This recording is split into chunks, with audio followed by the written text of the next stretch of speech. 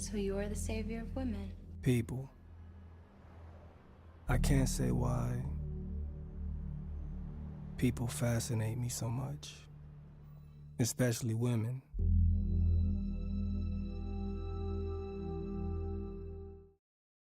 Malcolm, an attractive psychologist who specializes in couples therapy, was enjoying a night out at a bar when a striking woman expressed interest in him, clearly eager to spend some time together. However, his focus shifted to a nearby couple, Zach and Veronica. Instead of engaging with the woman, Malcolm decided to follow this couple home. Once they arrived, he observed them from a distance, wearing a mask that hinted at his deeper understanding of their relationship dynamics. When Veronica stepped away to use the restroom, Malcolm confronted Zach, which quickly escalated into a physical confrontation for reasons that would soon become clear. After the altercation, as Malcolm was leaving, he noticed a woman standing dangerously close to the edge of a bridge, seemingly ready to take her own life. He rushed to her side and encouraged her to reconsider, explaining that her struggles could be overcome if she placed her trust in God and allowed herself the time needed to heal. During their conversation, Malcolm received a phone call from his mother, and he spoke to her affectionately, which left a positive impression on the woman, who introduced herself as Emma. In reality, there had been no call. Malcolm was merely pretending to be kind to impress her. This act of apparent warmth ultimately led Emma to accompany Malcolm home.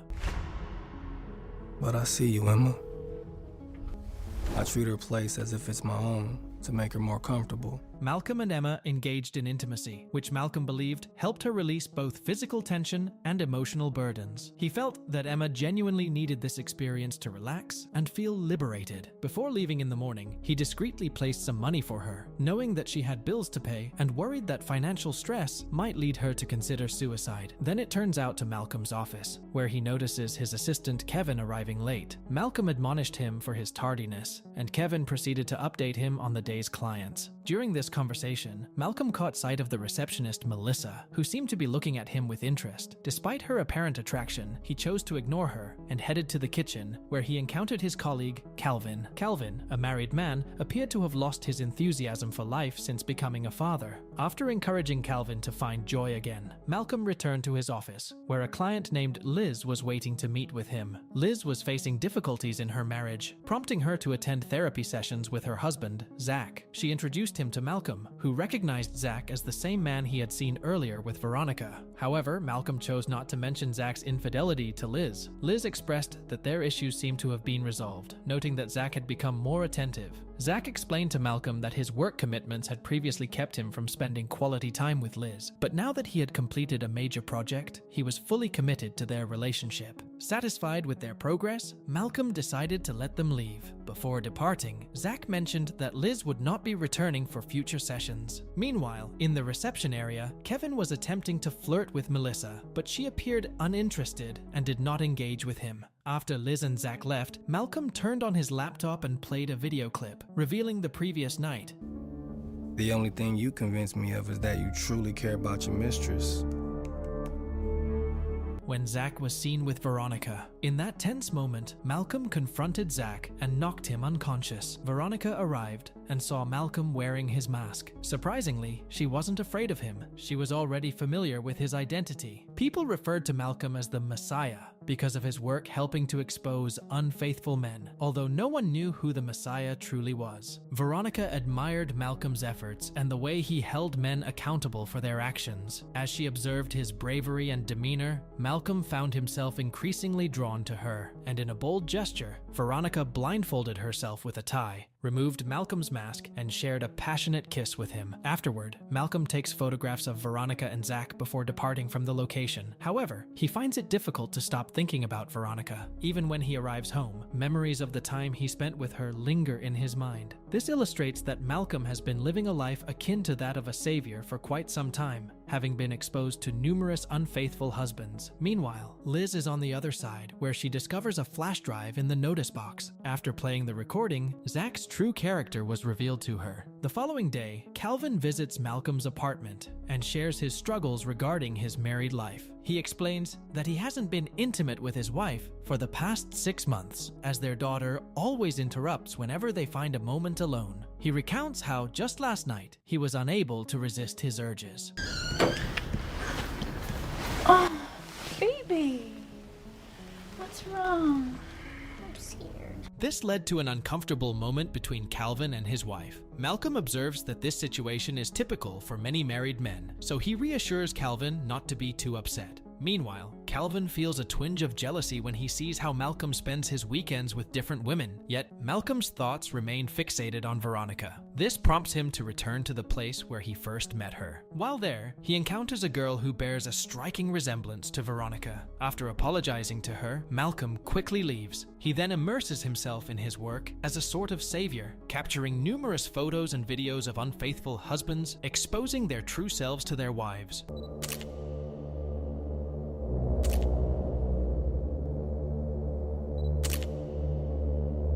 One day, while in distress, Liz visits Malcolm in tears. In a moment of vulnerability, she kisses him. Responding to her emotional state, Malcolm comforts her, and they become intimate. Despite this connection, Liz remains deeply saddened. Malcolm has been encouraging her to engage with him more intimately, believing it might help alleviate her sorrow. Meanwhile, there is a man named Harold who is with Calvin. Calvin is conducting the initial session with Harold. During this session, Calvin discovers that Harold's wife, Bethany, passed away 4 years prior. However, Harold struggles to come to terms with her death. He believes that Bethany has merely left him and gone away. Calvin gently explains to him that Bethany is, in fact, dead. In the other scenario, Hilda and Jonathan are attending their first therapy session with Malcolm, primarily because Hilda suspects that Jonathan may be cheating on her. Her concerns have arisen from a significant lack of intimacy in their relationship for an extended period. Throughout the session, Hilda adopts a confrontational attitude, which makes it difficult for Jonathan to share his perspective. When Malcolm arrives, Jonathan finally gets the chance to speak. He clarifies that every time he tries to initiate intimacy with Hilda, she repeatedly tells him to stop. This has been an ongoing issue for a month, leading him to ultimately stop bringing it up altogether. Malcolm then asks Hilda if she has any concrete evidence to support